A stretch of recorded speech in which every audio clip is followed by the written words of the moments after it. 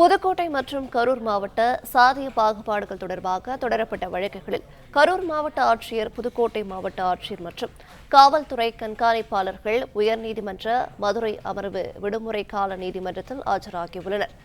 திருச்சி மத்திய மண்டல காவல்துறை தலைவரும் நீதிமன்றத்தில் ஆஜராகியுள்ளார். இது தொடர்பான விவரங்களை தருகிறார் செய்தியாளர் சந்திரன். வணக்கம், விவரங்கள் என்ன சொல்லலாம்?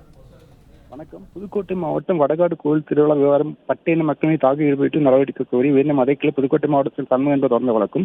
இதேபோல் கரூர் மாவட்டம் பகவதியம்மன் கோயில் பட்டியலினத்தை சேர்ந்தவர் கோயில் உள்ள அனுமதிக்காமல் இரட்டை கோலை கலாச்சாரம் உள்ளது என உரிய நடவடிக்கை கோரி கரூர் மாவட்டத்தில் சுப்ரீம் வழக்கு தொடர்ந்தார்.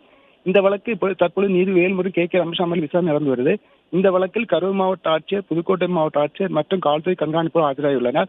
அதுபோல் புதுக்கோட்டை மாவட்ட ஆட்சியர் அருணா, புதுக்கோட்டை மாவட்ட காவல் கண்காணிப்பாளர் SP அபிஷேக் குப்தா, மத்திய மண்டல காவல்துறை தலைவர் ஜோஷி நிமல்குமார் உள்ளிட்டோரும் நேரில் ஆஜராகி உள்ளனர். தற்போது விசாரணை தொடர்ந்து நடைபெற்று வருகிறது. இன்னும் சுமார் 10 to 15 நிமிடம் இந்த விசாரணை போகலாம் என எதிர்பார்க்கப்படுகிறது. பிளே ஸ்டோர் மற்றும் ஆப் ஸ்டோரில் இருந்து பாலிமர் செயலியை QR கோடு மூலம் பதிவிறக்கம் செய்யுங்கள். செய்திகளை உடனுக்குடன் பெறுங்கள்.